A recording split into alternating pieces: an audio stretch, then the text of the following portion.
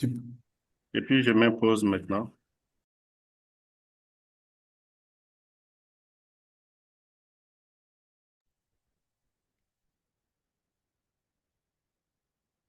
Good morning, good afternoon, and good evening, depending on where you're joining us from. I'm very glad to welcome you today to this special webinar, which is a joint activity between WHO, Afro, and Africa CDC on the hantavirus outbreak.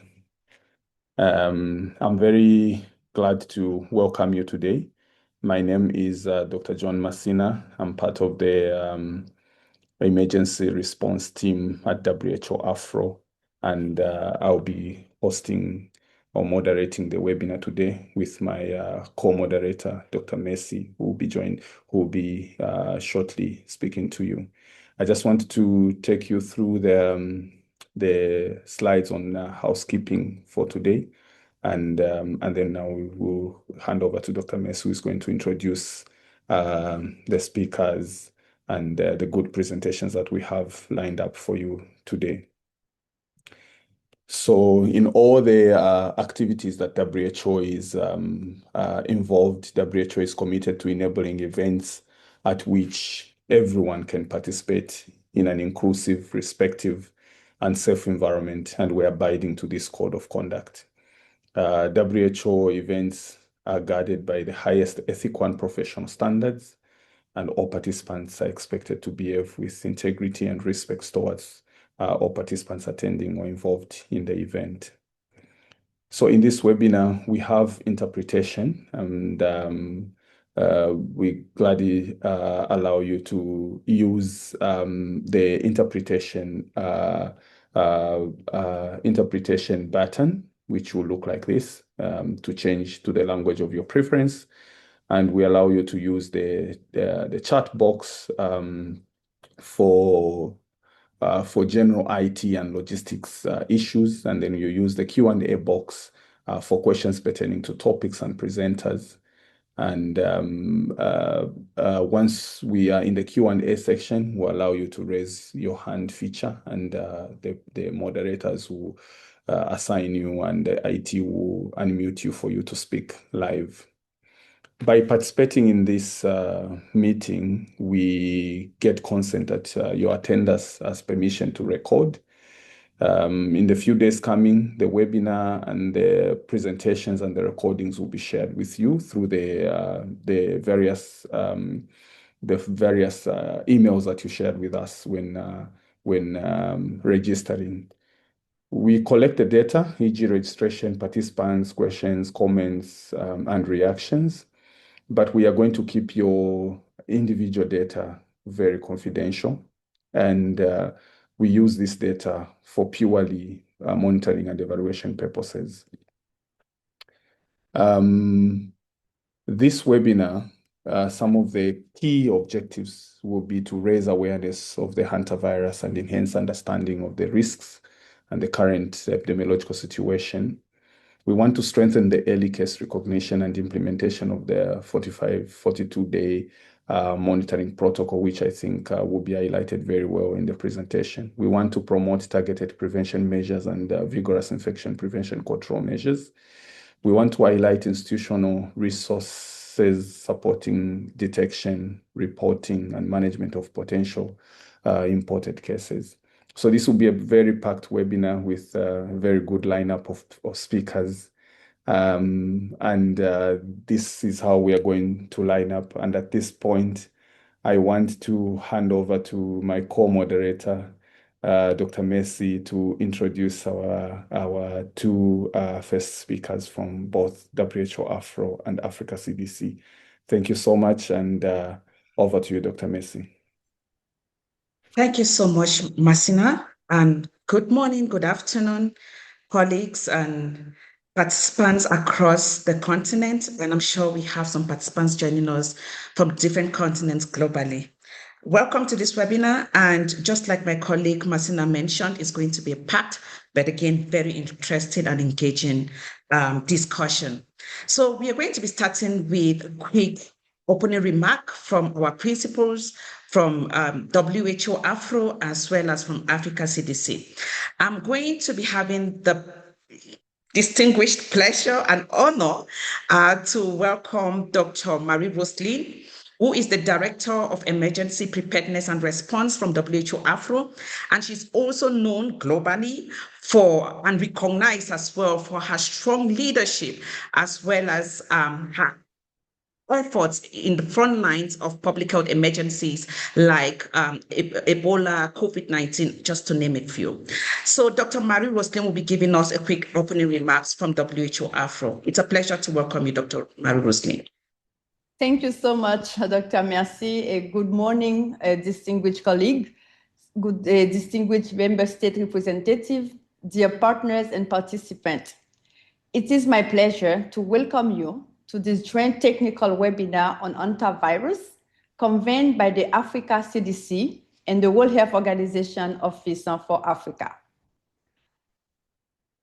I would like to express my appreciation to Dr. Tolbian Renshaw, my brother, and colleagues from Africa CDC for this strong collaboration.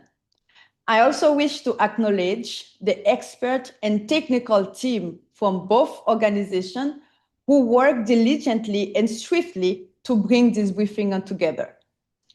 This webinar is another demonstration of the strong partnership and shared commitment between WHO Afro and Africa CDC to support our member states in the continent in preventing, preparing for, and responding effectively to emerging public health threats.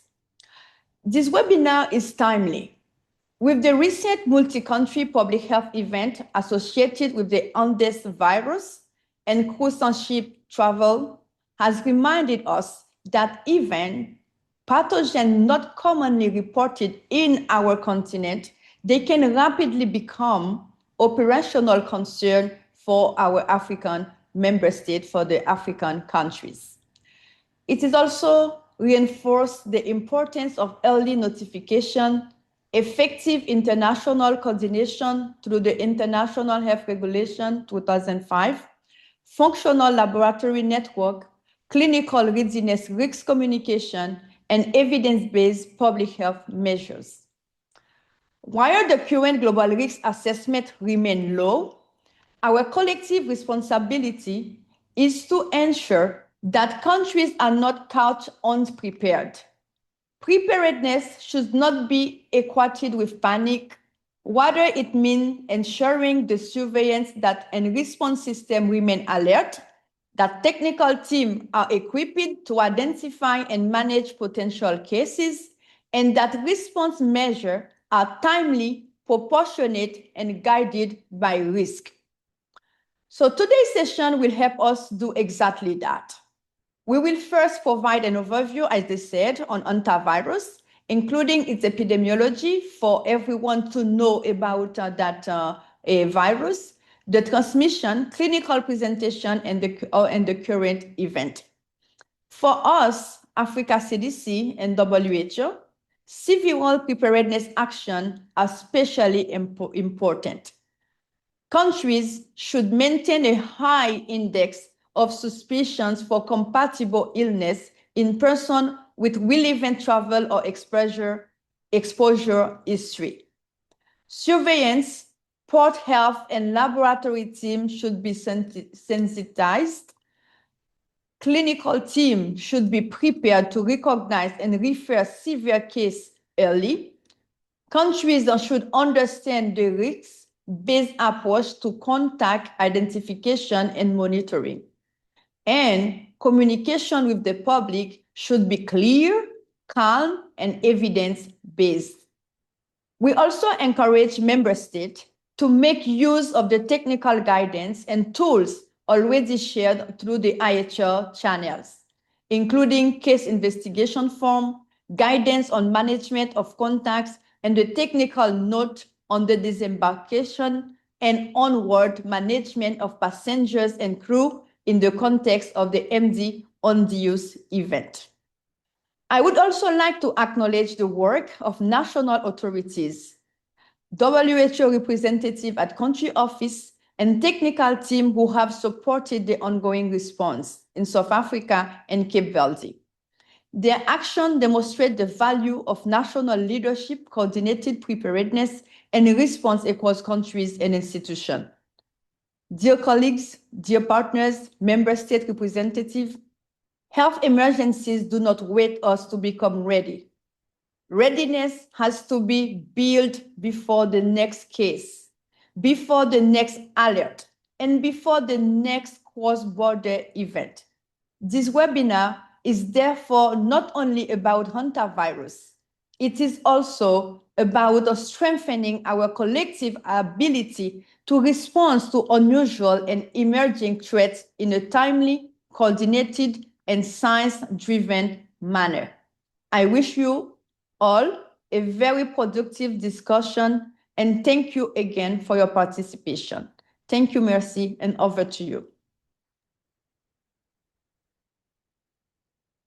Thank you, Dr. Marie-Roselyn. Such excellent remarks from you. And I could pick some very key points that you mentioned around really ensuring that this is not strictly just for a hantavirus, but also comes to strengthen our collaborative efforts towards really mounting preparedness measures that are robust enough against any potential threat. And again, you mentioned something very, very critical, which again looks at coordinated preparedness, national leadership, and ensuring that countries are ready even before the next case is reported. So now, with those very insightful remarks, we're going to move to the next presenter, who is going to be Dr. Torbert Nyanswar. He is the director of the Center of Public Health Emergency Management at Africa CDC. He's also the brain behind the containment of the 2015 Ebola outbreak in Liberia. Dr. Torbert, the floor is yours. Thank you. Thank you very much for the warm introduction. I want to also thank my sister, Marie-Roselyn from WHO Afro for the brilliant presentation she just made. Distinguished representatives of Ministry of Health, esteemed epidemiologists and public health experts, colleagues from partners institutions, members of the scientific community, the public, ladies and gentlemen, good morning, good evening, good day. On behalf of Africa Centers for Disease Control and Prevention in Africa CDC, I warmly welcome you all to this important webinar on hantavirus and the recent outbreak associated with the MV I'll be joined by my sister today from the WHO Regional Office, Marie-Roselyn, and my colleagues that join me from Africa CDC and our response team. I have the distinguished honor to discuss this critical time, our continent and the global public health community, the recent hantavirus outbreak aboard a cruise ship that serves as a reminder of how rapidly infectious diseases can travel across borders. Professionals, listeners, we also recognize the risks of that the risk is never zero. That is why we must act with an abundance of caution while avoiding unnecessary panic or fear.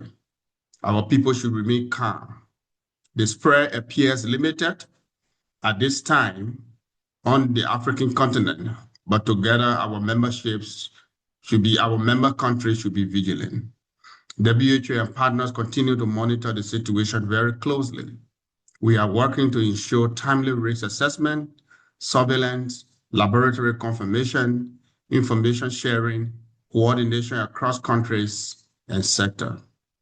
This event has also tested our continent's ability to respond to complex cross-border medical emergencies, including the management or evacuation of critical ill patients linked to maritime travel. It underscores the importance of strengthening both health systems, maritime surveillance, emergency operation coordination, and preparedness capabilities at point of entry across Africa. Colleagues, we must not underestimate the seriousness of this pathogen. Certain forms of hantaviruses are associated with global outbreaks through international mobility, maritime routes, tourism, and global trade. While hantavirus has historically been associated primarily with the Americas and other parts of Asia and Europe, this recent importation into Africa demonstrates once again that no region is insulated from emergent and re-emerging health threats. Over the last decades, Africa has induced profound public health challenges that have left deep scars and families, communities, economies, and health systems wounded. From COVID-19 to Ebola, from Lassa fever to cholera, and from measles outbreaks and other diseases, our people have experienced real suffering, fear, loss of life, and social disruption. These experiences have taught us the importance of being vigilant, preparedness, rapid detection, transparent communication, and collective action, as my colleague Mary-Rose Lane have said. At this moment, it is important to communicate clearly and responsibly to the African population. Based on current evidence, the rates of widespread hantavirus transmission to the general population, though remains low, the risk is not zero.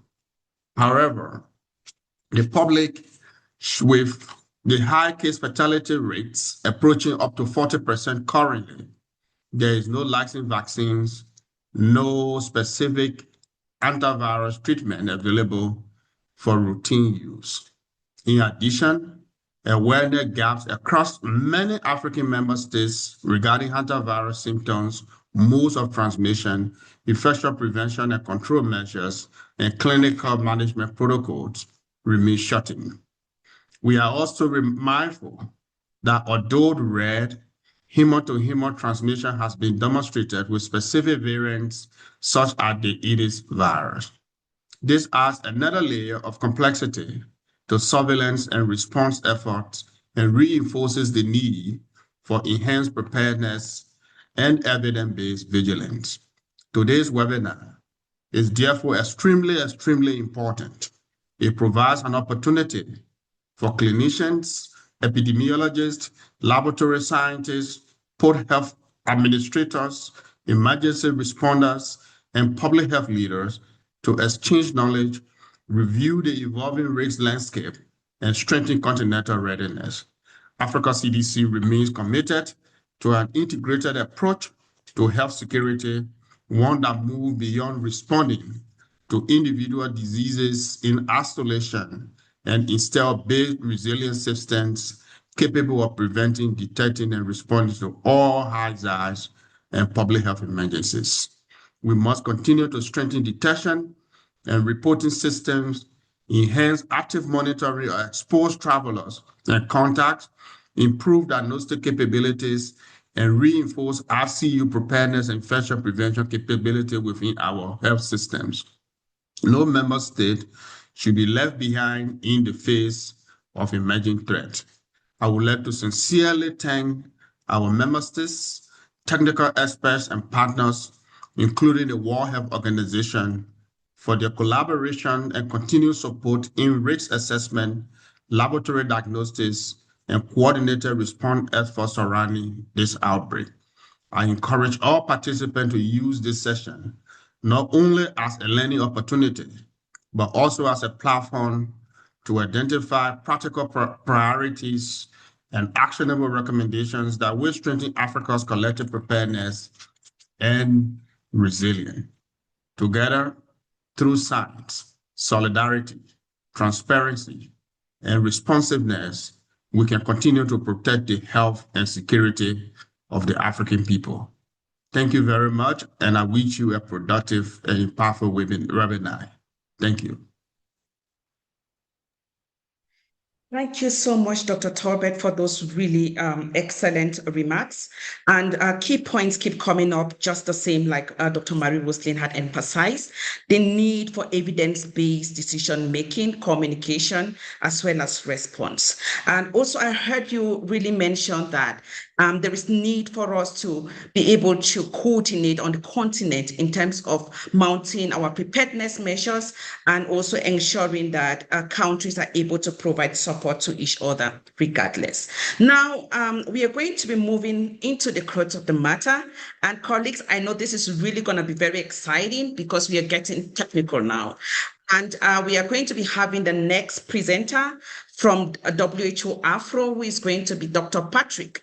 Dr. Patrick is a program area manager of emergency response at WHO Afro. He has extensive experience in supporting and leading response interventions on the continent. So Dr. Patrick, floor is yours.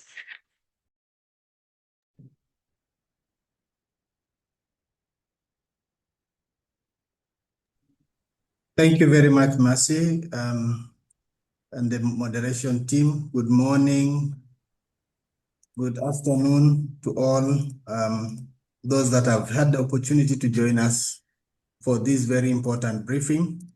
I will take us through just quickly what we know about the hantavirus and what the current epidemiological situation is in terms of the outbreak that we are responding to, and then some few response and control issues.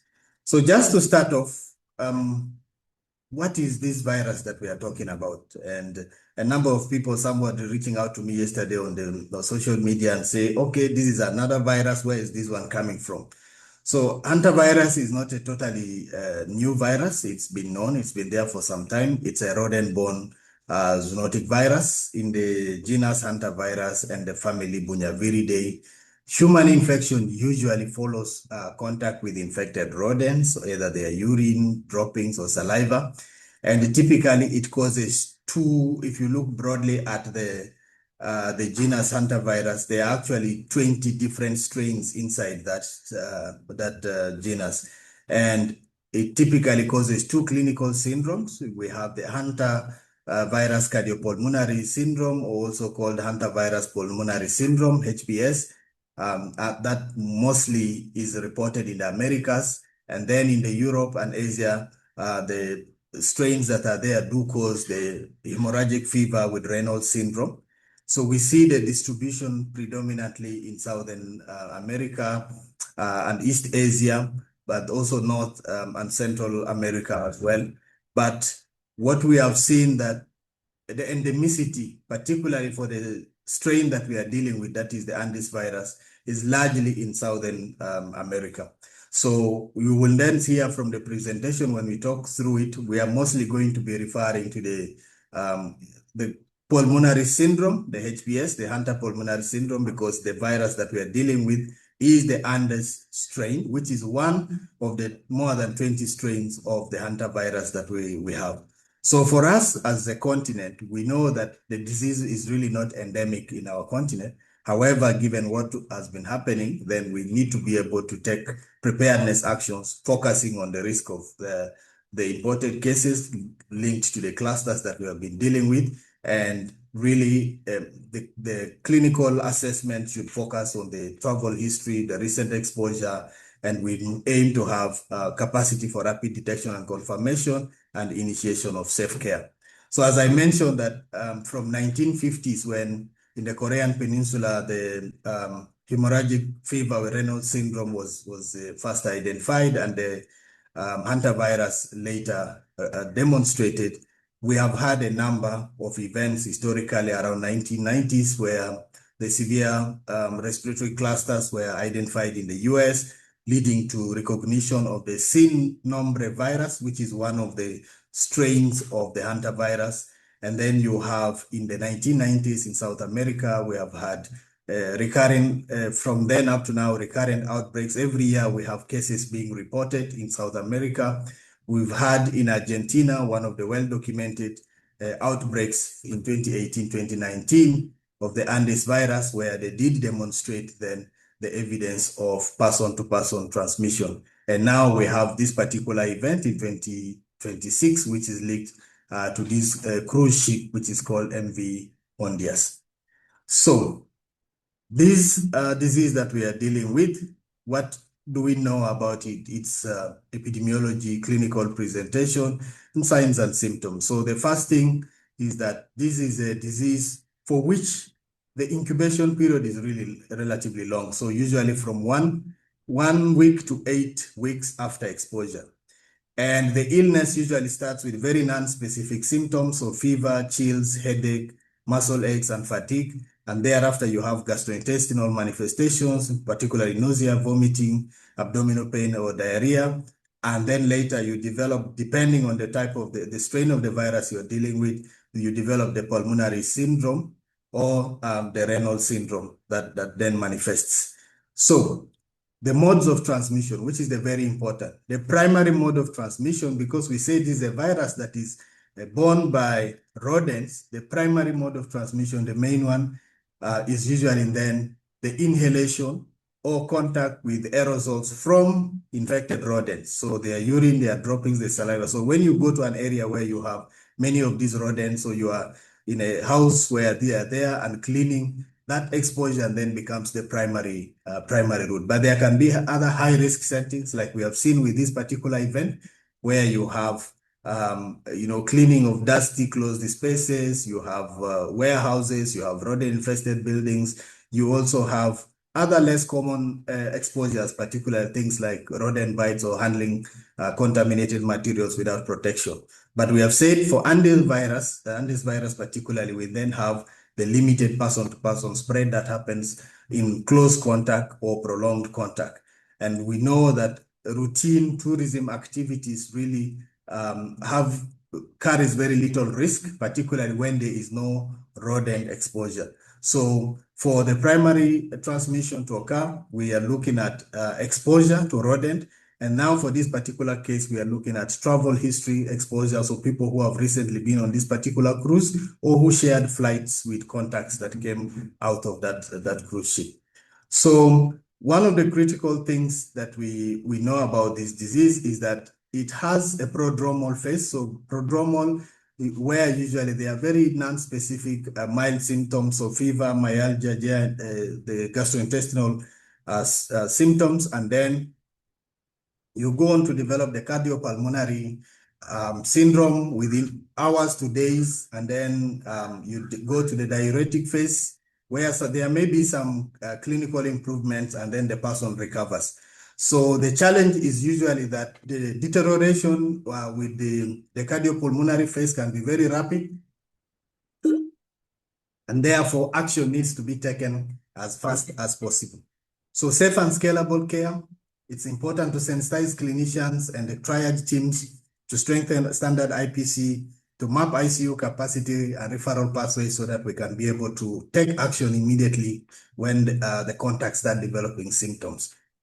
The PPEs are critical, and using the risk-based approach in IPC and the transmission mode of prevention, we know that exposure, much of it is also through inhalation of aerosols, particularly when you are in the rodent-infested place. So having the respirators or the N95 is very, very important, but also other components of the PPE, including gloves, gowns, coveralls, the eye protection are very critical when we are dealing with the patient. But it's very, very important to pay attention that the deterioration can quickly happen when we move from the prodromal phase to the cardiopulmonary phase. So where are we with the current outbreak? As you know, from 2nd of May, we did receive the IHR notification, and a number of events have happened since then. We've had the laboratory confirmation initially done by NICD in South Africa, and then other countries have gone on to also confirm. We've had the ship then voyaging and stopping in Cabo Verde, where some of the patients were evacuated, those that were symptomatic, and then they continued to Canary Islands, where we had a very controlled evacuation of the contacts. That started on the 10th and was completed yesterday. And most of them are now being repatriated to their countries. And the ship has then continued to the Netherlands, where it is going to be decontaminated, and the rest of the crew that's remaining on board will be taken. So we have, as of eight confirmed cases. I know there have been reports of so many, of some cases. I am not going to talk about them now because there is a ongoing reporting coming from the member states, and we'll update the figures. But we do know of the eight cases, of which 6 are confirmed. And we've had in our region then 2 cases in South Africa. And the 2 cases in South Africa, why do we have cases in South Africa? Because one, we had patient that was medevaced to South Africa, and then from the Ascension Island, and then 2, we also had contacts that transited, that left the ship in St. Helena, and then transited through South Africa. So that's why we are saying that we have contacts in South Africa, and we have a case that's being managed in the ICU. And I must really commend South Africa for the rapid response and how they have handled this case. And I was actually informed yesterday that the patient was initially intubated, is improving, and I think extubation may happen very soon. That's just a testament of the excellent care that has been provided in South Africa. So we know that globally now, over 161 contacts are under follow-up, and the numbers keep changing as more investigation is being done. On the right, you will see the voyage, the journey of the ship from 1st of April when it started until when we had arriving on 24th of April in Ascension Island, where the first medevac was done to South Africa. So this is the epi curve. Of course, being starting with the index, the one that we identify as patient 0, the first patient to develop symptoms that died on the ship. And then, of course, the second case that was also linked, that's a close contact to that index case. And then the other cases that has followed. And we know that the ship, one of the issues that has also been associated with the mortality has been that the median age on the ship was around 69. And we also have had one of the clinicians that was providing care, the ship doctor, actually also developing symptoms because of the close contact that he was having. So where are we now? So the source of exposure and epidemiological links are still under investigation. As I mentioned, we know that the index case traveled extensively in Argentina, Chile, and Uruguay prior to boarding the boat. And we know that they went bird watching and also visited a dam site where rodents are many. And then we also know that the second and the third case similarly visited that landfill, and the second case was a very close contact to the first case, and the third case was also really just 2 cabins away from the first 2 were couples.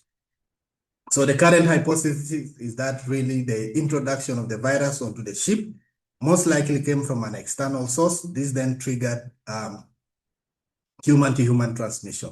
There's ongoing genomic sequencing and characterization to understand the virus better. And of course, we know all the public health measures that are being implemented, including quarantine of the contacts to be able to prevent further spread. And given the long incubation period that we talked about, we know that it is possible that other cases may be reported. However, the aim is to ensure that apart from the initial exposure that happened on the ship, that we limit the generation of secondary cases and others following if the current crop of contacts do develop symptoms. And we continue to work with all the national authorities in implementing their measures that they have recommended. What have been the response? So we've been working really utilizing the IHR mechanisms to engage, because this was a multi-country response. There were 23 different nationalities on board the cruise ship. So we've coordinated with the national IHR focal points. This has been an excellent demonstration of the effectiveness and usefulness of the IHR mechanism. Information was shared rapidly. We're able to get, flight information and track contacts and be able to list them and follow them up. There was medical evacuation facilitated by the government of Cabo Verde, by the government of South Africa, which was very, very important demonstration of solidarity. We've also worked across borders supporting sample referral to reference labs. The confirmation in Africa was done by NICD and IPD, Institut Pasteur in Dakar. And we've really supported this wide network of collaboration, sharing of information, clinical management and infection prevention and control. We also did support deployment of experts even to Cabo Verde to support that evacuation and response. And we've had actually a colleague who boarded the ship and continued with the passengers up to the Canary Islands. There are guidance that have been developed, the case investigation form. There's an interim guidance on the website in terms of how to manage this current group of contacts and also how to effectively conduct the disembarkation without increasing the risk of transmission. As you could have heard also from Dr. Marie-Roseline, the risk assessment is that it was moderate on the ship, and then globally it is low. It is because we know that Andes is a serious virus, but as a public health incident, the risk is low because mainly driven by environmental exposure. We know that the current epidemiology is really linked to exposure within South America and then boarding the ship, where because of how people are very close, sharing so many amenities on the ship, it was very easy for transmission to happen. People were, you have cabins, other cabins, there were 2 people, 3 people. So that close environment facilitated that transmission.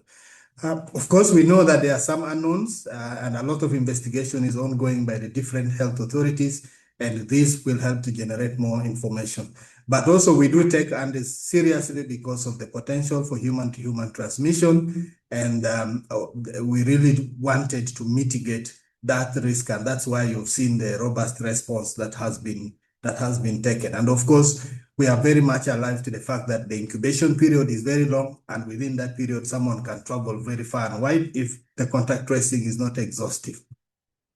So I will summarize a few things from the guideline that was developed, that has been shared, and we will share the link for you to follow.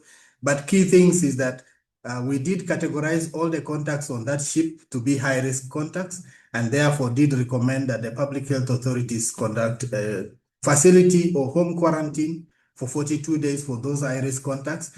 And there are also a definition for those who are low-risk contacts and who have to self-monitor and report daily following a standard checklist that has been developed to be able to report to the health authorities. And we discourage them from participating in any large gathering or being in any crowded spaces which can facilitate further transmission.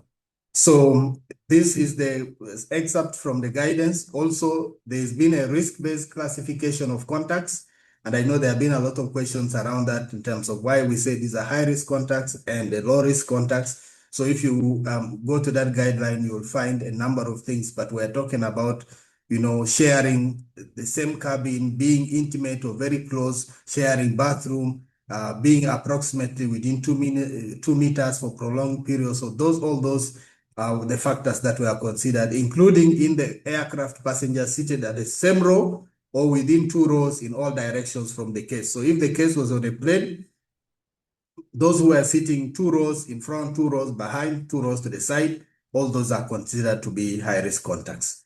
So I have talked about the laboratory diagnosis. So for us to be able to diagnose the hantavirus, we have to do PCR.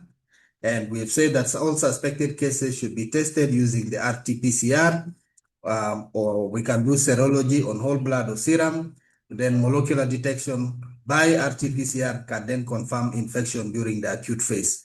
But there's also some guidance in terms of the testing of the asymptomatic contacts, really for research purposes. And we say that the routine testing of asymptomatic contacts is not mandatory, but countries can decide.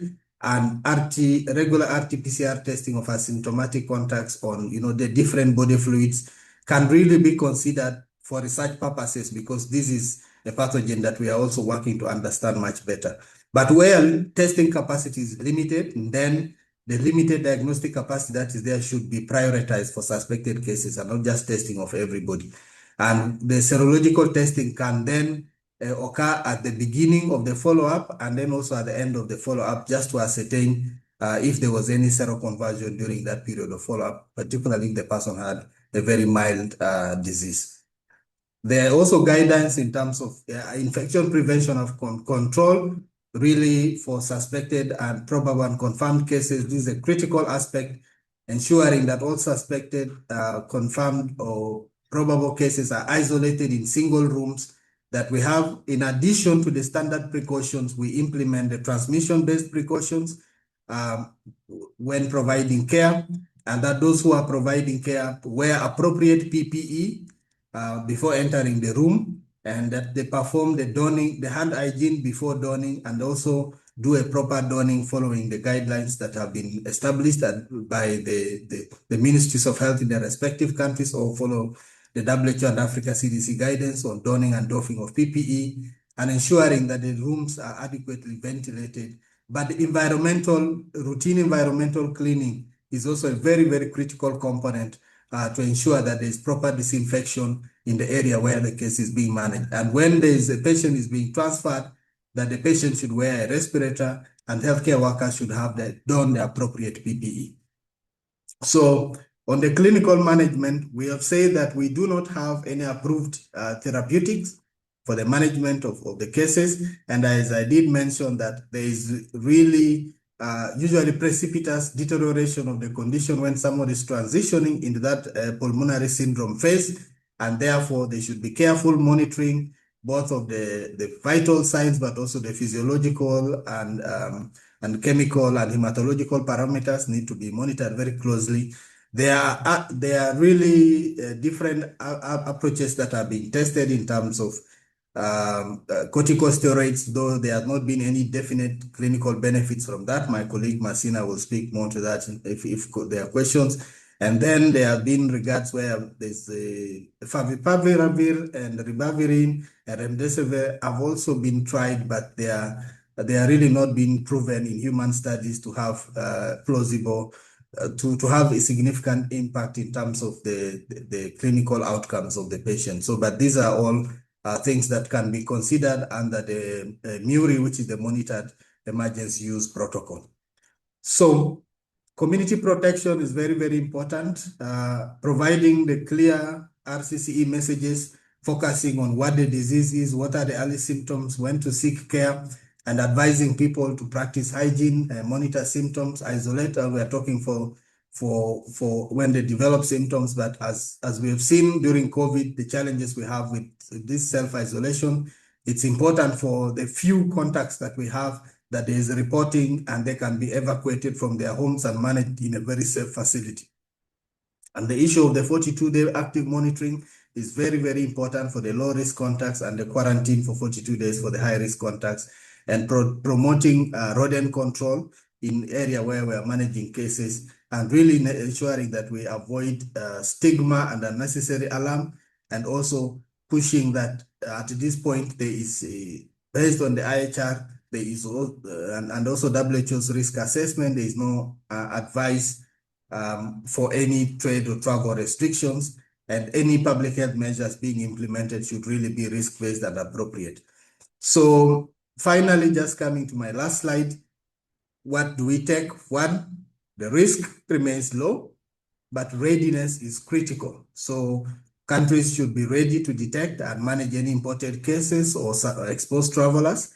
We need to continue to monitor the contacts where they are. So the high-risk contacts and the low-risk contacts should be followed in line with the WHO recommendation, but also in line with the national guidance. We need to use the right case definition. It should include the symptoms, the travel history, the exposure history, so that we can be able to sieve out those who could have had recent exposure. We need to continue to use the IHR channels as they have been very, very effective in sharing information, in compiling all the list of the contacts, and we need to continue to use that in the most transparent manner as we have done. And then each country, of course, needs to conduct a risk assessment, particularly where we've had like South Africa and also Cabo Verde, but also the other countries, if there has been any passenger or so on board, particularly those who could have left early. I know the last group, there was no passenger from our continent that was listed among there. We need to communicate early and clearly, sharing all the technical guidance with the different counterparts and partners. So it's really, really important that if there is to be any imported case or any case linked to the initial cluster of contacts, that we detect early, we coordinate widely, even internationally sharing the information, and we communicate clearly with the population to avoid panic and ensure that there is a very good uptake of the public health measures that we are recommending. So thank you, moderators. I will stop here, and with the rest of the team, we'll be more than happy to respond to any questions after this. Thank you. What a fantastic overview, Dr. Patrick. I mean, that was really insightful. And Dr. Patrick just gave us an overview of the hantavirus, of course, and also highlighting the epidemiological situation, really deep diving on the context in Africa. And there are some key takeaways that he has mentioned. He went through the mode of transmission, the clinical phases, the prevention and control measures, both in communities and in facility setting, and also emphasizing those key areas that we need to, as member states, to continue to focus on. And he mentioned something that I feel is really important for me to emphasize, which is the issue around still looking at the evidence base. Each country should look at their risk assessment and be able to act based on that.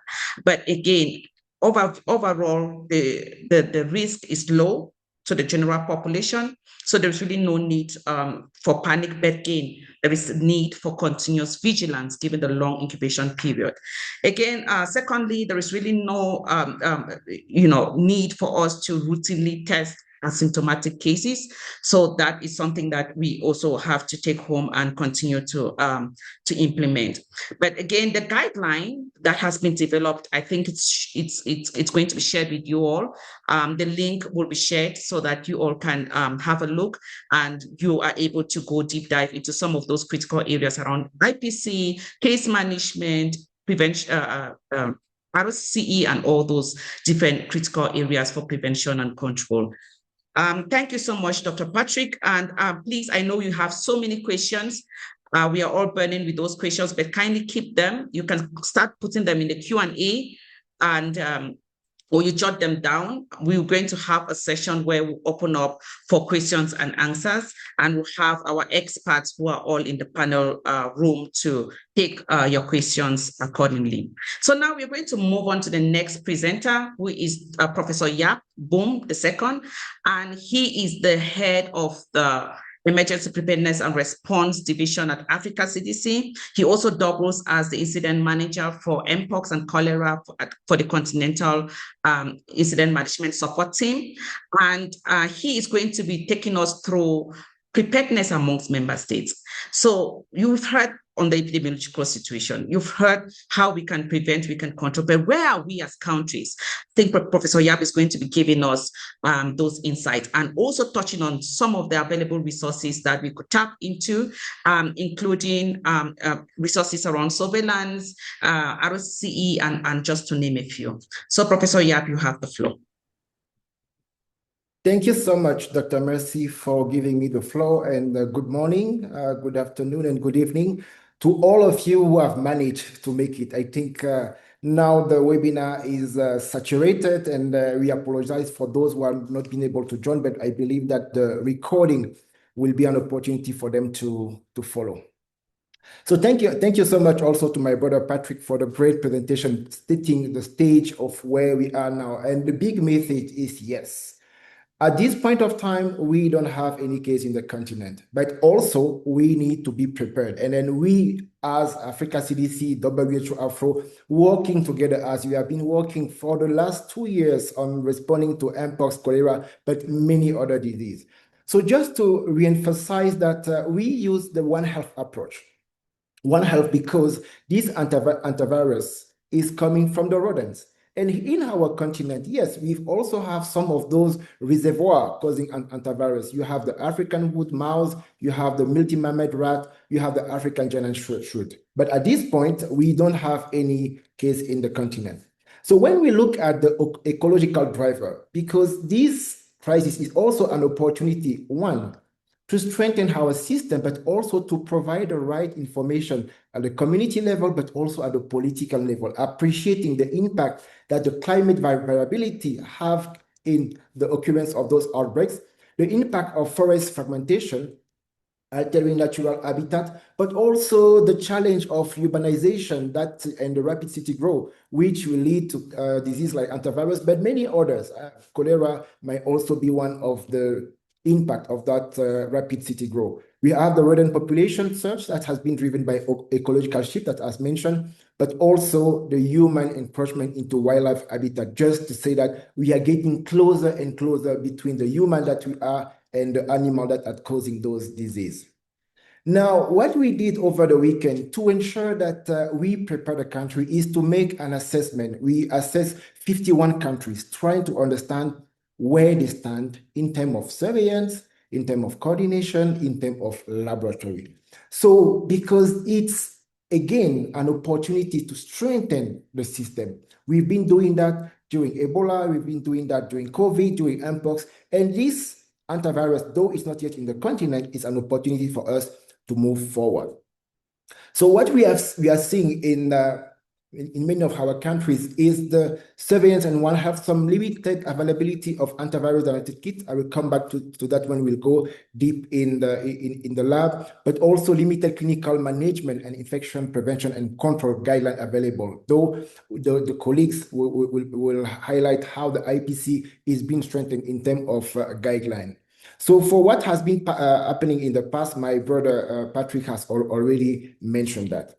But what is currently available, not specifically for antivirus, but really for country to do surveillance. We have the evidence-based surveillance that is available.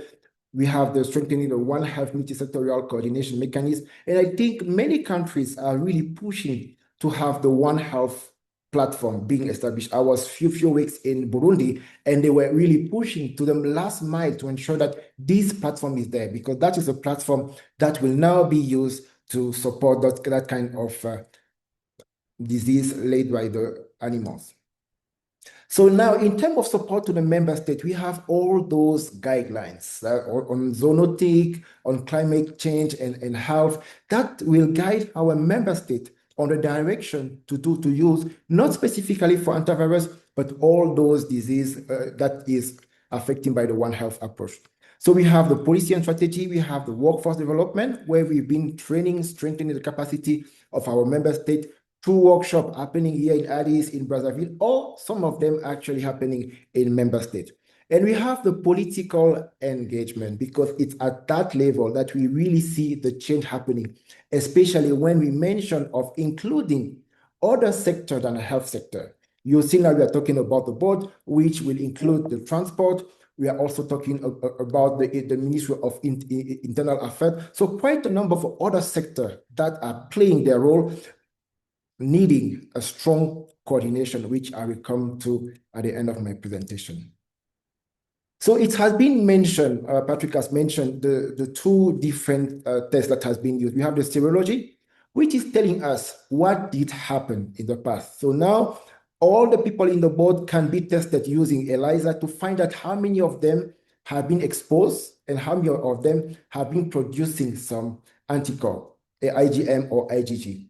But what is recommended, as mentioned, is really the real-time PCR to detect the active viral presence, but also to target viral RNA sequence, but also to facilitate the outbreak tracking. And this has to happen at the central level where we might have the case, but also at the decentralized level, which has been one of the key legacy of the response to Mpox, which means that our member states are not starting from fresh.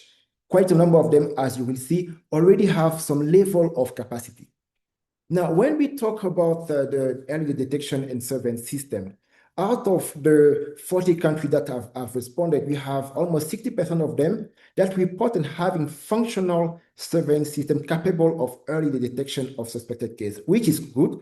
Now, we need to support all the remaining 17 countries to ensure that wherever there's gap, we support on this gap, so that when we actually have another outbreak coming, instead of 60%, we should move to 80, 19, and reach a moment where all our member states are actually ready for the next pandemic. Now, in terms of laboratory, here you can see some data, but the country over the weekend has been reporting. And as we do speak now, we have 51 countries that have reported, and we have 16 countries that have the capacity for detecting antivirus using the real-time PCR. We have the Mali, Cameroon, DRC, Nigeria, South Africa, Morocco, and many others. So what is being done also is to ensure that we have the centralized capacity, both at the hub of WHO, but also as Africa CDC, so that we can support countries which might be at risk, because we are not going to send kit in all the different countries. As you can see here, this is the first thing that country has mentioned in terms of need, but also due to the assessment of risk that is being done, due to the alert, we'll find which country are the most at risk, and therefore we make sure that they have the appropriate kit to detect the antivirus. Now, moving from the lab to the community. What is the community perception of antivirus based on the behavioral intelligence and infodemic management system, which is simply saying that we have experts. They go on Facebook, Twitter, LinkedIn, Instagram, TikTok, and they find the trend of what are the questions that are being asked. So they look for all those signals. And what is interesting here is that people's attention is not specifically on understanding what the antivirus is, but where is it, where the ship is, where the cruise is, because of course they fear, they want to make sure that it's not coming closer to them. But this is a very powerful tool. Why? Because at this point, we are preparing our country for the antivirus, but the key challenge here is the infodemic. That's why this webinar is also an opportunity, one, to get the right information, but also to reassure that the risk is low. Therefore, you should be following the measure that has been mentioned.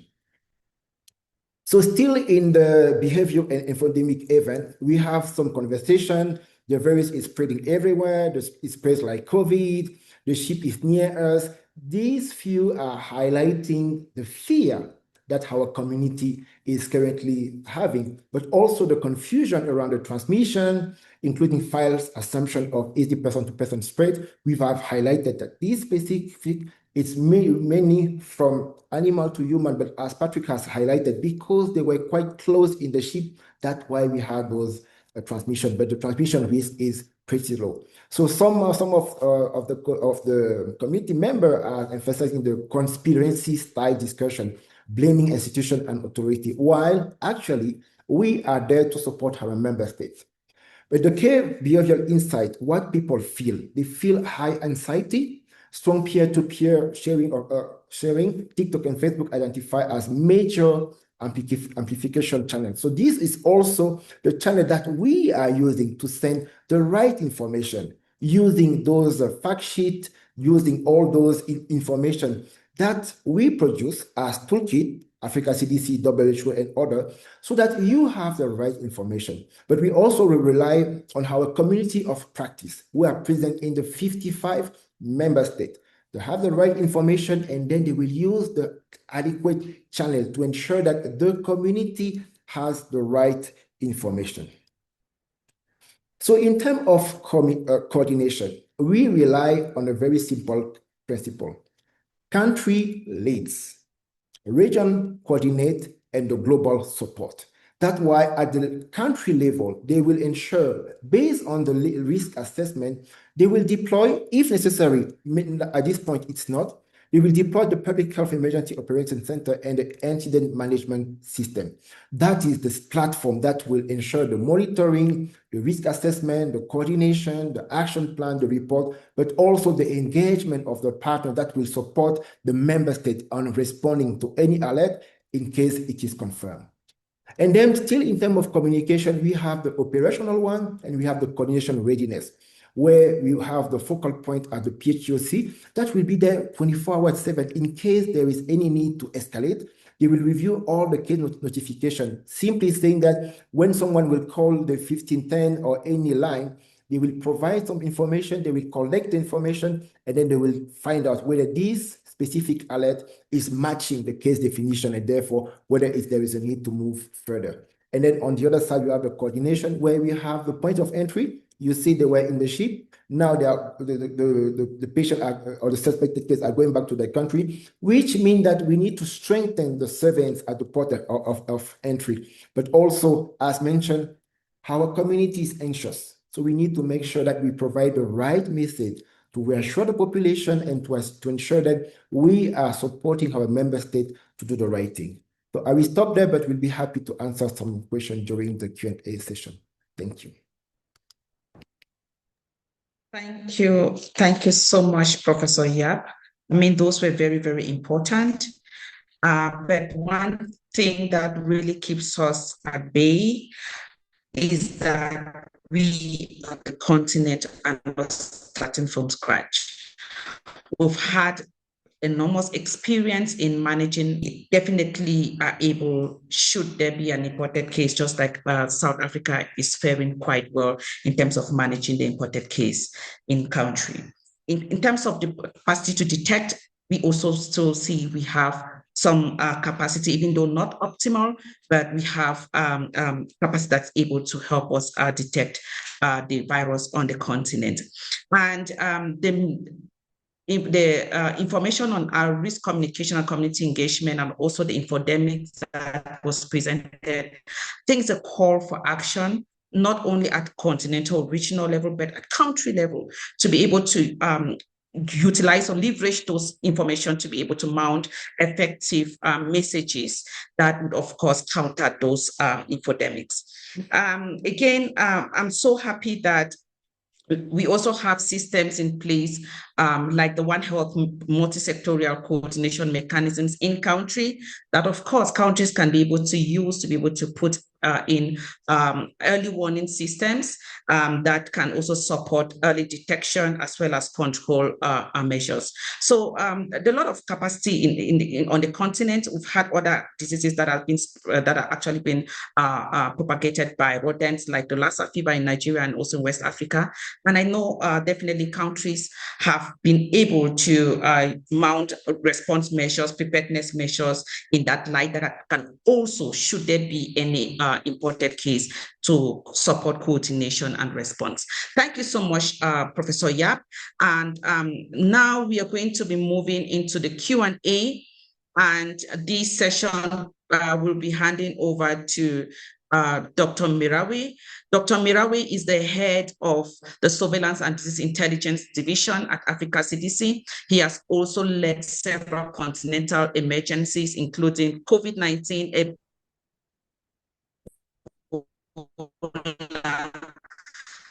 continental level from the Africa CDC, and it's really I'm happy to take up this session alongside Masina and myself. So Dr. Mirawi, over to you. Thank you, Dr. Mercy. Good morning, good afternoon, colleagues.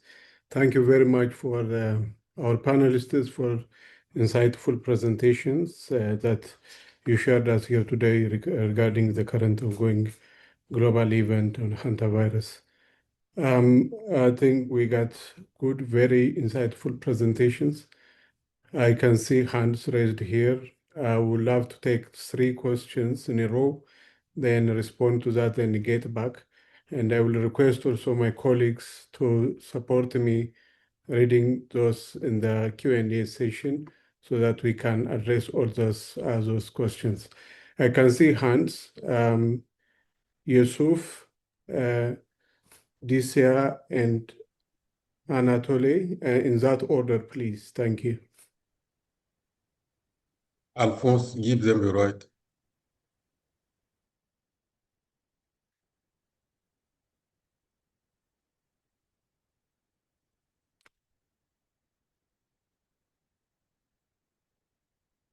Yusuf? Anatoly, you can talk. Okay, Anatoly, please. Thank you, merci beaucoup. Moi, c'est Dr. Anatoly, je travaille pour Africa CDC, je suis basé à Libreville, au niveau du CSR Centre. Merci aux différents présentateurs pour ce sujet qui est d'importance capitale. Et merci au prof Yap, qui nous a parlé de la situation d'Africa CDC et des pays en matière de leur préparation à pouvoir répondre à cet incident une fois il est présent. J'aimerais savoir si dans la présentation du professeur Yap, vous avez parlé de la préparation des pays et surtout insisté sur la détection et que plusieurs pays, bon, encore 23, avaient des plateformes qui puissent pouvoir détecter les maladies, mais qui n'avaient pas quand même qui n'avaient pas de produits pour pouvoir amplifier le virus une fois c'est le cas. Alors, j'aimerais savoir ce que Africa CDC entrevoit pour qu'au moins dans chaque pays, au niveau des laboratoires, on ait quand même des réactifs à pouvoir utiliser pour la surveillance de cette maladie. Merci à vous.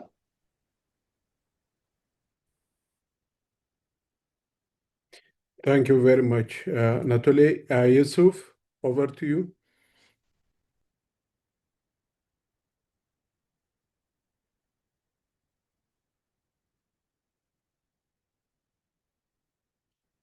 Okay, if not, Alexis.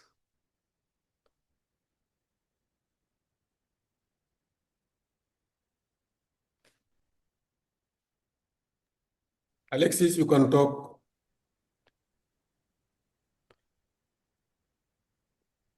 Alexis, please. We can't hear you if you are talking.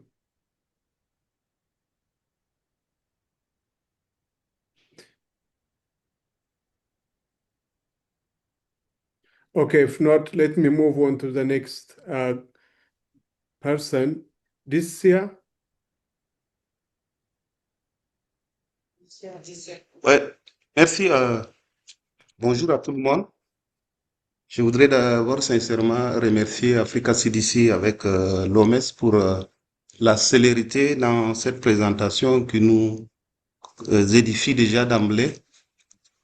J'ai plutôt de préoccupations sur les deux présentations. La première présentation surtout, nous avons parlé de la période d'incubation. J'ai vu dans la même présentation, on en a deux périodes d'incubation, 1 à 6 et 1 à 8. Donc, c'est peut-être question d'harmonisation. Nous sommes dans une nouvelle donne. Ça peut prêter à confusion, mais parce que la période de suivi des 42 jours correspond exactement aux 6 semaines. Et comme c'est une nouvelle épidémie sur le continent, je crois qu'il faut harmoniser pour avoir les points de vue. La deuxième préoccupation, c'est par rapport au suivi des contacts. Nous avons suivi ensemble avec la COVID-19 que nous avons au fil du temps appris des leçons pour le suivi des contacts. La période d'incubation étant longue, l'auto-suivi va vraiment dans notre contexte poser des problèmes avec le mouvement intense des populations. Je pense que il serait judicieux dans le cas actuel, si nous avons pu répertorier des contacts, nous ayons au moins un œil regardant sur les contacts pour ne pas que la maladie puisse s'éparpiller au sein des communautés. Donc, on doit réfléchir ensemble sur cette donne de suivi, auto-suivi, pour ne pas que ça nous échappe. Merci à tout le monde.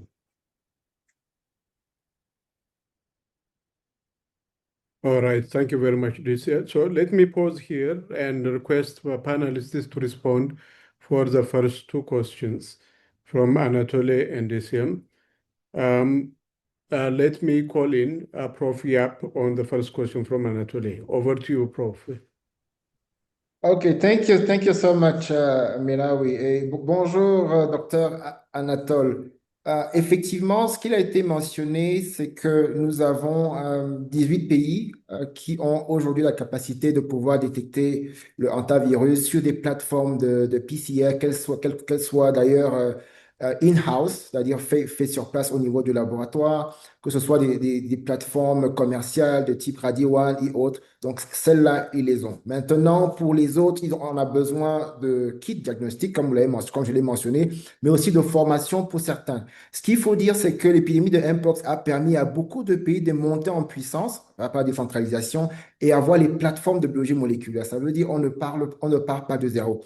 Maintenant, pour ce qui est des kits de diagnostic, aujourd'hui, vu le risque qui est assez bas pour le hantavirus sur le continent, envoyer des tests dans tous les pays entraînerait un risque d'expiration de ces kits parce que probablement les pays ne seraient pas exposés. Par contre, nous avons le hub de l'OMS à Dakar, nous avons le laboratoire central ici à Addis qui aura les capacités, dans un délai de moins de 24 heures, de pouvoir mettre à disposition que ce soit les kits ou la formation dans les pays qui seraient particulièrement exposés. Et ça fait le lien avec l'importance du suivi des contacts qui permettra de pouvoir raffiner l'évaluation du risque en fonction des pays.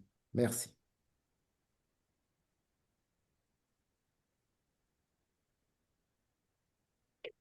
All right, thank you very much, Prof.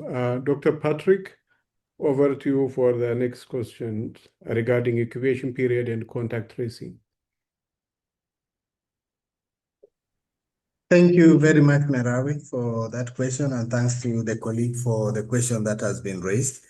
So there are two figures that were mentioned there. One, yes, the incubation period is from 1 week to 8 weeks, and that is really the range, the extreme. And based on the harmonization of the follow-up period that we did recently, just looking at the literature, looking also at the early data that we are seeing in terms of the people that were even exposed on the ship, you find that a number of them were developing symptoms between the 2nd and the 3rd week. So if you look at it, really, the mid-incubation period may be around the 3rd and the 4th week. And therefore, the decision was also weighing, when you have a very long period of monitoring and follow-up, particularly if you are going to keep people in quarantine for 8 weeks, it has a lot of implications. And for the high-risk contacts, the decision was made that if you look at the distribution of the cases, the contacts, the ones that develop symptoms really towards the end of that incubation period of 7 to 8 weeks is a very small number. And therefore, you'll be able to cover that risk and mitigate it adequately by properly following up all those contacts, particularly the high-risk contacts, for that 42 days. So that's what the decision was made on that, to apply that across board to all the contacts, and then particularly the high risk, and then for the low risk to be able to self-monitor. And as my colleague rightly was asking, it's also very challenging in terms of deploying the resources to do follow-up on a daily basis. And if the risk has been assessed to be low and really the contacts properly engaged, there can be compliance and the person is able to report in at the determined intervals, either in the morning or once a day or twice a day, filling the form and indicating whether they have any symptoms or not. So that follow-up also then goes to that 42 days. That's the guideline that has been determined, but it doesn't change the literature that, of course, you can have up to an extreme of 8 weeks. And then the last part so the guidance that we have put there is that for the high-risk contacts and even the low-risk contacts, that they are not supposed to travel within this period that they are under observation. And if there's to be any travel, it can only be with the permission of the national authorities of the country they are departing in, and also permission of the authorities in the country they are going to. And that travel has to be in a contained and well-managed process to avoid exposure of other people. And that's what, as you've seen, we've been doing the repatriation from Spain. That has been done in designated flights to ensure that the risk of onward transmission is mitigated. So the travels for those who are identified as low risk and high risk contacts is not recommended at this point. Thank you. Thank you very much, Dr. Patrick, Prof, for that insightful presentation. I will go around for the second round of questions. Mamadou Mbaye and Mamadou Diango. Babakar, and Marsha Yonga. In that order, please. Oui, Thank bonjour. Bonjour. Bonjour, est-ce que vous me recevez? Bonjour. Allez-y. Voilà, merci beaucoup, c'est Mamadou Mbaye, j'appelle depuis le Sénégal. Voilà, je vous félicite par rapport à la belle présentation et vraiment toutes mes félicitations à tous les présentateurs. Vraiment, c'était de la qualité et cela témoigne aussi l'attachement du CDC et de l'OMS et des autres partenaires pour vraiment mutualiser les forces pour renforcer la riposte contre le hantavirus. Voilà, moi j'avais juste une intervention qui sera axée sur l'approche multisectorielle. Voilà, demander vraiment est-ce que, comme c'est vraiment une épidémie ou bien une pandémie qui compte se déclarer et c'est une maladie zoonotique parce que ça vient des rongeurs. Je pense que ce serait vraiment très intéressant de pouvoir travailler sur l'approche One Health et vraiment le faire de façon multisectorielle et inviter tous les autres sectoriels dans la riposte. Je ne sais pas si le CDC et l'OMS vraiment ont travaillé avec l'OMSA pour pouvoir vraiment définir des orientations ou bien même des politiques qui vont entrer dans le cadre dans une riposte multisectorielle, d'autant plus que dans nos pays actuellement, nous avons ce qu'on appelle les hauts conseils de sécurité sanitaire One Health, et selon des directives peut-être de l'OMS ou bien de nos pays, pour pouvoir fédérer l'ensemble des sectoriels et établir des mécanismes de surveillance multisectoriels qui vont permettre à ce que tous les autres secteurs puissent être impliqués afin de rendre la riposte ou bien même la lutte beaucoup plus efficiente et efficace. Je pense que ça aussi, c'est important de le souligner. Et à mon avis, bon, parce que j'ai vu que dans les présentations, pratiquement, on a juste brossé cet aspect-là. Et je pense que ça, c'est très, très important. Et aussi renforcer l'approche communautaire aussi. Parce qu'au niveau communautaire, la communication doit être de mise pour que les communautés puissent vraiment s'engager davantage dans la riposte afin de rendre cette riposte beaucoup plus efficace et beaucoup plus efficiente et efficace. Voilà, merci beaucoup.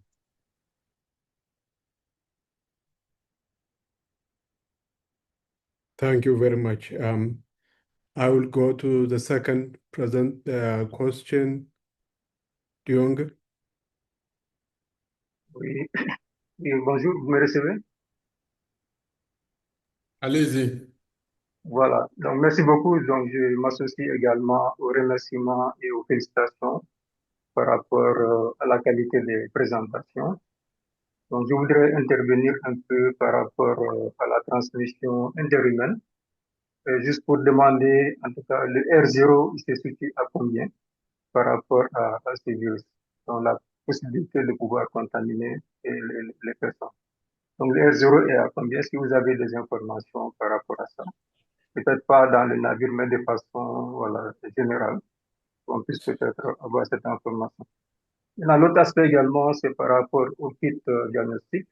Donc, je pense qu'on a parlé également de 20 souches. Pour ce qui concerne le kit diagnostic, c'est destiné à quel... Est-ce que ça peut détecter l'ensemble des 20 souches ou bien il y a des souches voilà, qui sont en tout cas ciblées pour pouvoir être pris en compte par le diagnostic avec les kits. L'autre aspect, le dernier, c'est par rapport en tout cas à la surveillance. Je pense que peut-être ce qui pose plus problème, ce sont les cas contacts qui peuvent après développer en tout cas la maladie. Donc, je pense que si je ne me suis pas trompé, apparemment, il y a des lasers qui pourraient détecter les personnes qui ont été exposées par rapport au virus. Juste savoir est-ce que nos États sont équipés de ce genre de lasers pour pouvoir en tout cas, détecter les personnes qui ont été exposées par rapport au virus. Donc, voilà un peu les trois questions que je voulais poser. Je vous remercie encore.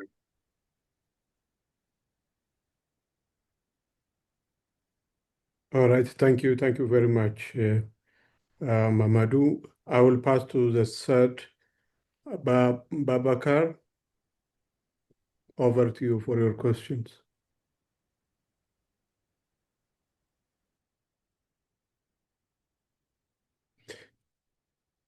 Okay, if not, Alexis, please, over to you.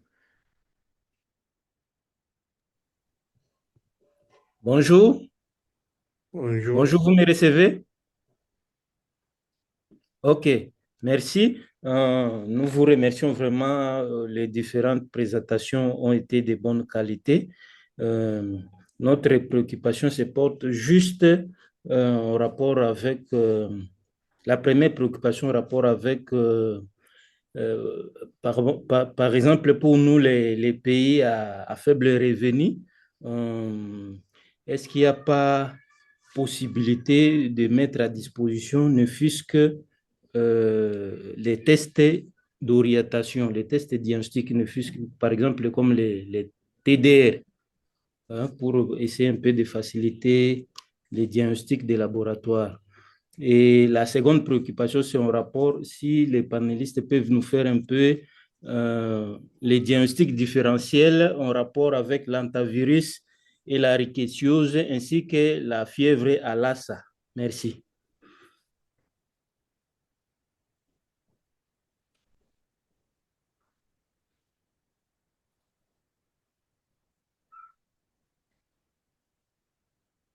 All right. Thank you very much, Alexis. Well received.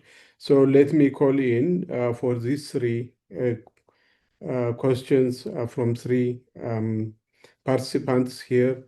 I will call in Dr. Patrick first to give us some insight regarding the R0 and the diagnostic kit for all strains and regarding surveillance and contact tracing. And also Prof. Yap for One Health approach, community engagement, and differential diagnosis and diagnostic kit availability. Over to you. Thank you. Thank you, Merawi. I would like to call some of my colleagues on the lab. I've seen a few questions around lab, and I would like to request Dr. Nixie to respond to the lab part. Dr. Nixie, and then I will ask Dr. John Ochudiema to speak to the R0, the basic reproductive number, and person-to-person transmission. Nixie, you are ready?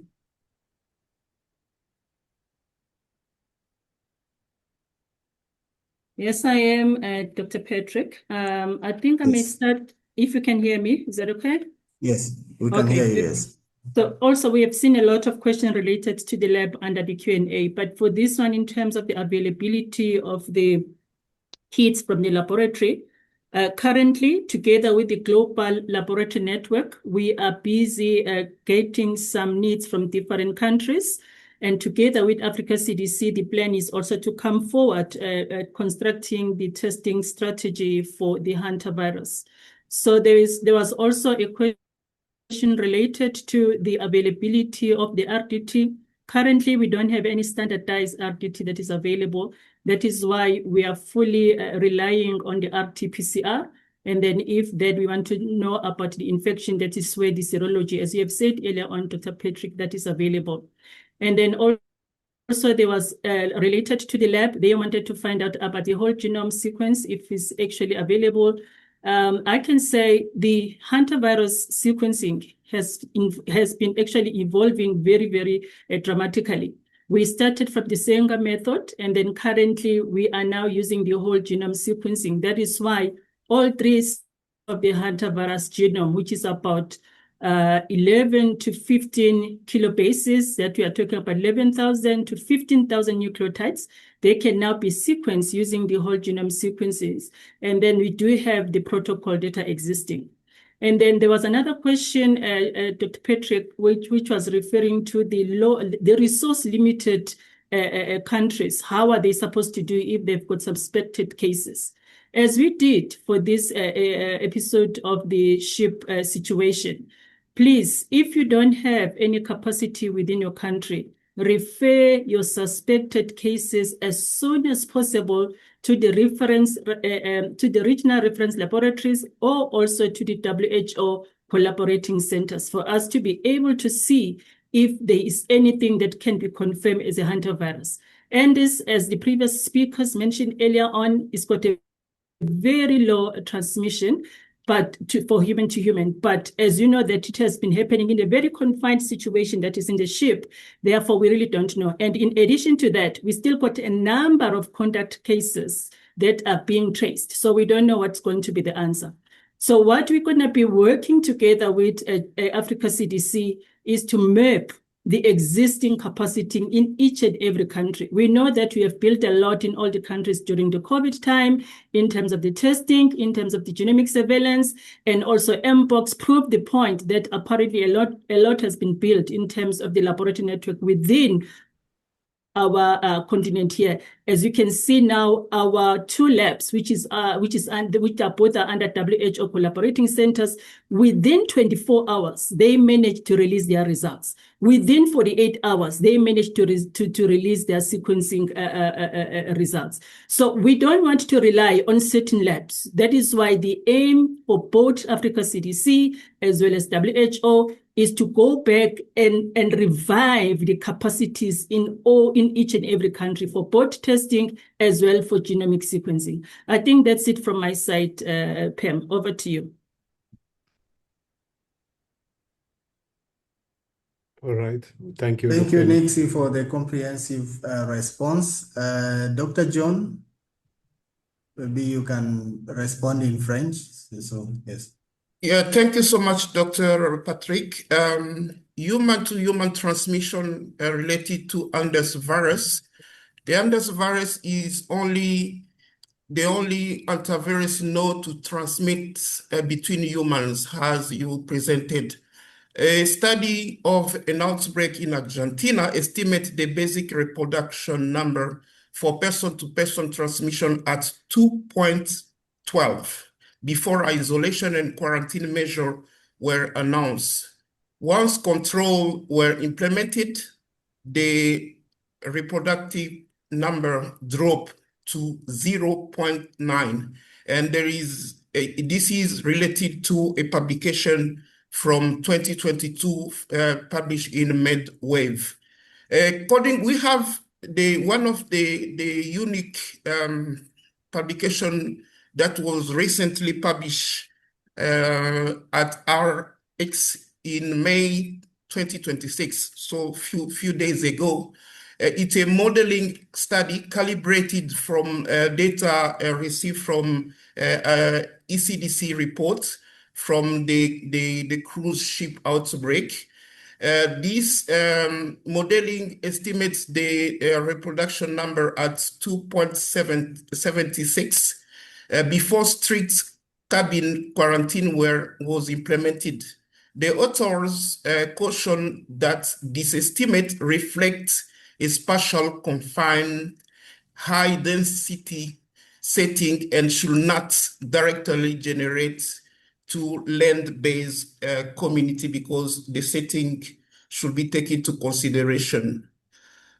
In general, according to the strain, for biovirus, one of the strain, existing publication mentioned that the reproduction number estimate is around 1.3 to about 1.3.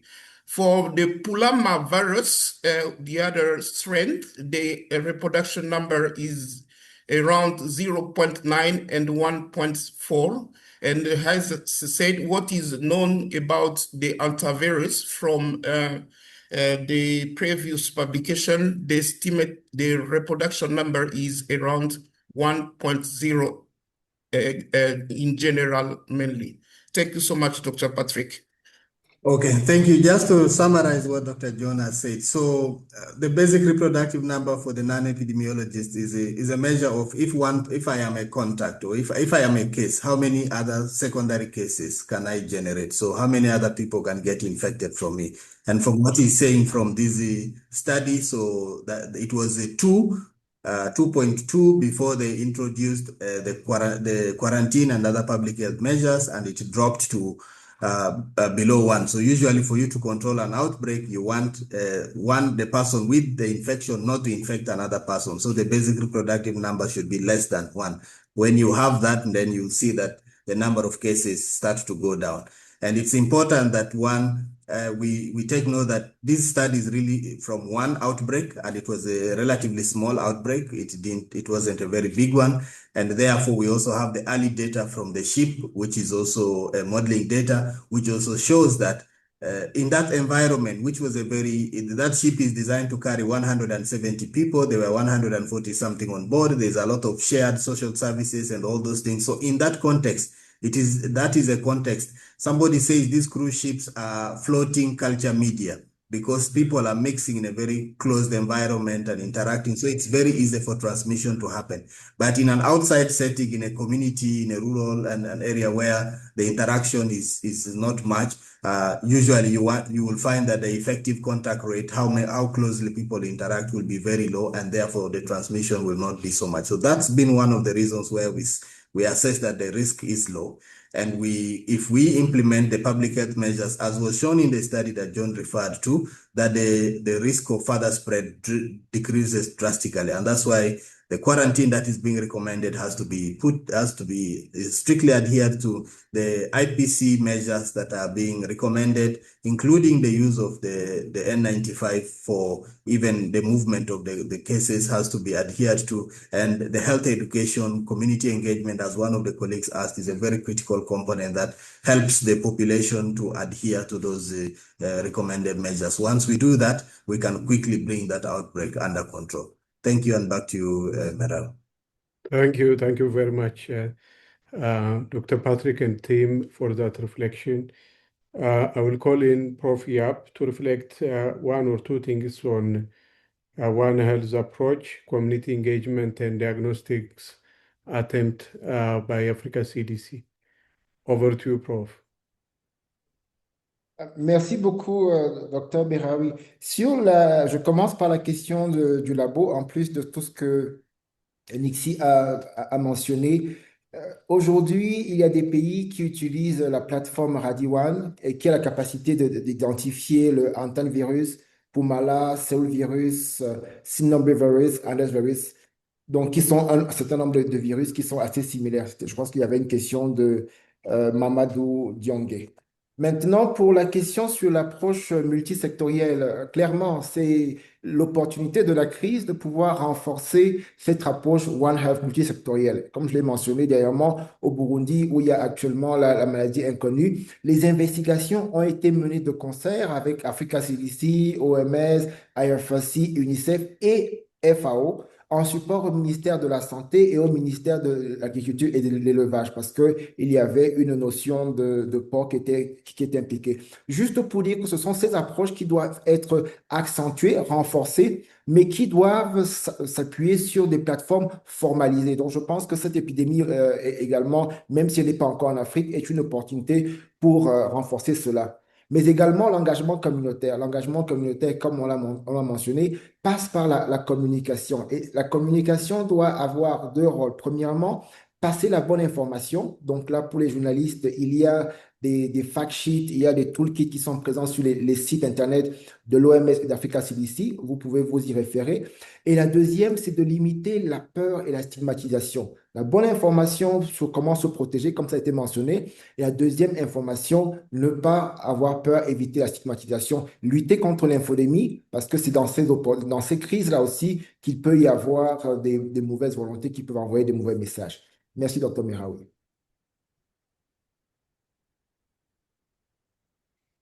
All right, thank you very much, Prof. Thank you, colleagues. So I have one hand here.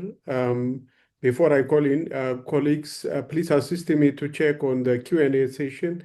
John and Mercy, I will call you right after Stani. Stani, over to you for your question.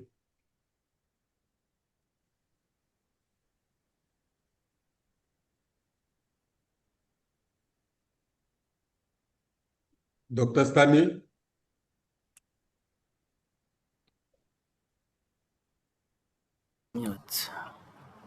Vous m'entendez? Yes, please. Okay, thank you very much. C'est Dr. Stani de l'OMS au Burundi, je suis épidémiologiste au bureau de l'OMS au Burundi. Donc, c'est une petite question de clarification, d'information. Est-ce que, à voir la situation actuelle de l'événement, est-il possible ou nécessaire d'élaborer les plans de préparation ou de contingence pour cet événement. Merci.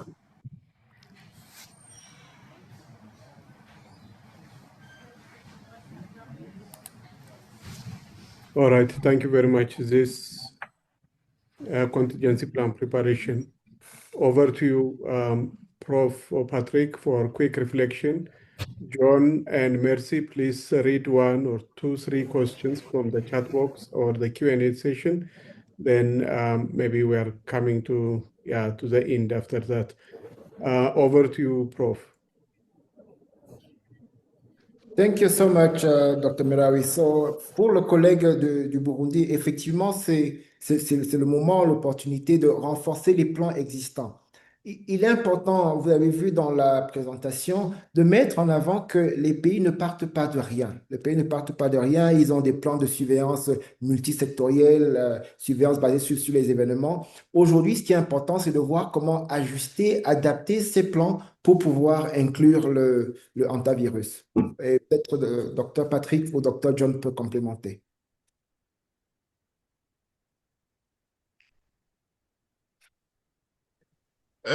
Très rapidement, juste confirmer ce que vous avez dit, et je crois que la directrice régionale l'a dit, et puis les autorités de CDC l'ont dit dans le mot d'introduction. C'est une opportunité de renforcer les capacités des pays membres, des États membres, pour une approche tout risque. Et dans ce cadre précis, la présentation de Prof. Yapa a été centrée sur l'approche One Health par rapport à l'épidémiologie actuelle. Et donc, le message ici est, partez des plans existants, adaptez-le par rapport au contexte actuel pour une approche One Health, pour une approche tout risque. Comme ça, il y a les capacités. Donc, la révision des plans existants est requis parce que cet événement nous donne l'opportunité d'aller revoir nos capacités de préparation et riposte. Merci. Thank you very much, Boz, for a nice reflection. Mercy, over to you for the chat box questions. Thank you so much, Dr. Merawi. I see we're already over time. I'll just read one question and then I'll call Masina to also read one so that we can wrap up. I'm taking the question from Tawese Rodrigue. Given the high exposition to rodents in Africa, especially in urban settings, can we confidently say we do not have any case on the continent? We also know how weak our notification systems are and usually marked by limited resources and capacity building. Should we not move towards comprehensive risk assessment to be certain rather than taken by surprise?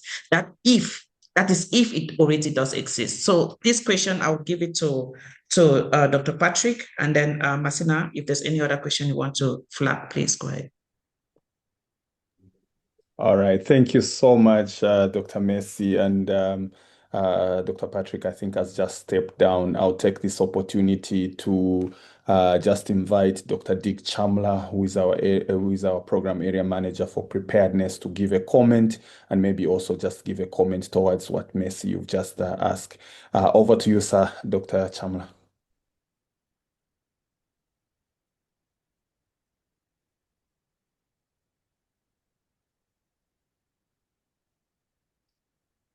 Dr. Dick?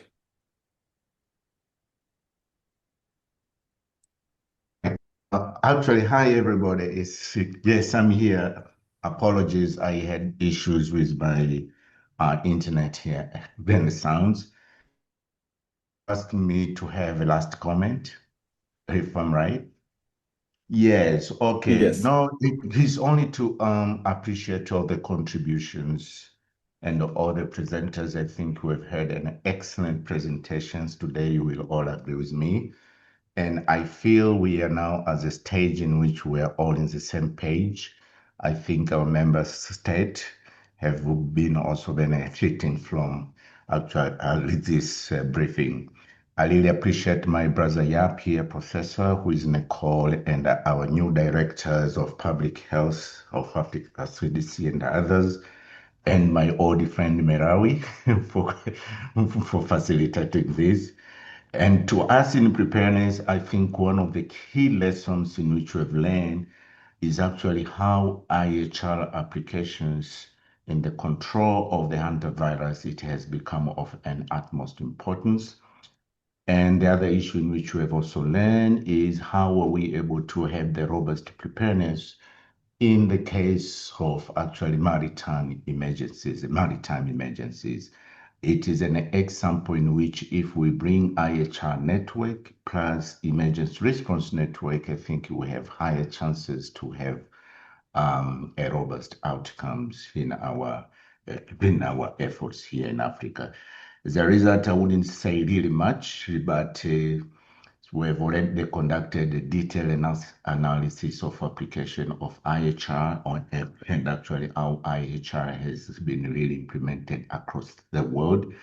Article 6 example of IHR is about declaration, and we are really, really happy it was declared on time. There had been application of Article 9, Article 11, Article 10, and also Article 44, in which is actually talking about global collaborations. As a result, I'm wishing you all the best, and I'm yielding you to my colleague here, saying merci beaucoup. Asanteni. Thank you so much, Dr. Chamla. I think there are lots and lots of questions on the chat box, and experts have tried to answer some of the questions. There's been a lot of questions around contacts, a lot of questions around cases. How are we managing cases? And I wish we can go on and on to answer some of these questions and answer some of these most important questions. But we'll try and see if we can answer some of these questions even offline. You can send us some of the questions directly to the respective organizations, and we'll be happy to answer them. Thank you very much for all the participation. We've had more than 1,000 participants in this webinar, and it's been constant from the word go to up to now. And really, this shows the appetite and the appreciation of these kind of webinars. At this point, I want to call upon the principals from the two organizations, starting with Dr. Tobet to give us the closing remarks, and then Dr. Mary Rosaline will come and close for us and wish us a day. Over to you, Dr. Tobet. Thank you, John, for the opportunity and great work. Distinguished colleagues, partners, presenters, and participants, you listen to experts, you ask your question, and those were very, very great questions and the interactions. You listen to the etiology of the disease, the hantavirus, the prevention mode, diagnostics, management, coordination. As we come to the close of this very, very important webinar on hantavirus, I would like to extend my sincere appreciation to each and every one of you, the thousands of people that are listening to the presentation, and those that will listen later, for your active participation, thoughtful contributions, and commitment to strengthening Africa's public health preparedness and response capabilities. I wish to express special gratitude to my dear colleague and sister, Mary Rosaline, from the World Health Organization, African Union, AFRO, for your dedication and excellent collaboration and partnership and leadership demonstrated throughout the planning and execution of this webinar. Your commitment to advancing regional health security and supporting member states is deeply excellent and appreciated. I also want to thank all our distinguished presenters and technical experts for sharing their knowledge, experiences, and practical insights on this emerging public health threat of concern. The discussions today have reinforced the importance of vigilance, preparedness, scientific collaboration, and timely information sharing. To all participants from the Ministry of Health, public health institutions, laboratories, emergency operations centers, portals entries, academia, and partner organizations, thank you for taking the time to engage in this critical dialogue. Your education, your dedication remains the backbone of Africa health security and sovereignty agenda, as we always say at the Africa Center for Disease Control. As we leave this session, let us continue to work together to strengthen surveillance, preparedness, risk communication, infection prevention and control, and rapid response system across our continent. This cannot be overemphasized because emerging threats will continue to challenge us, but through solidarity, coordination, and collective action, Africa can remain vigilant and prepared. On behalf of the Africa Center for Disease Control and our partners organization, I thank you all once again and wish you a continued success in your important work. Thank you and have a wonderful day.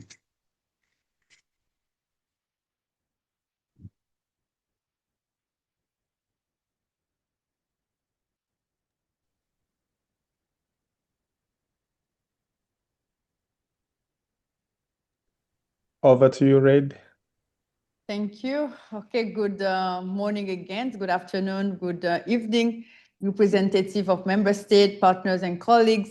So let me echo my brother, Dr. Tolbert, saying thank you for the rich presentations and the practical discussion. So today's webinar has reinforced 3 key messages that I would like all participants to go with. The first one, while the current risk to the African continent remain low, countries should stay alert and prepared to detect, assess, and manage any imported case or exposed traveler. Second, preparedness must remain risk-based and practical.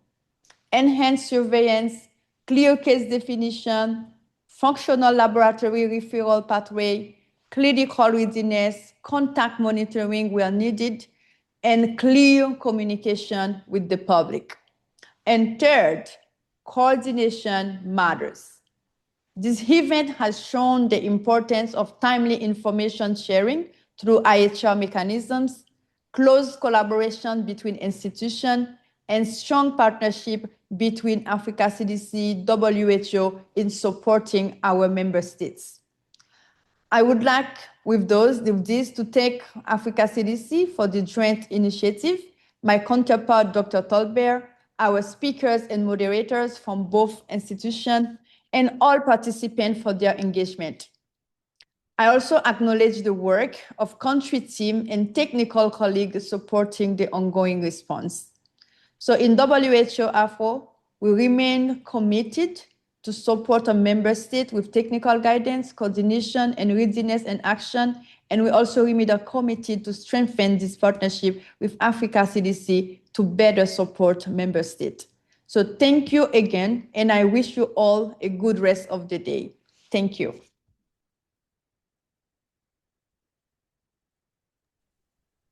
Thank you so much. We can close here.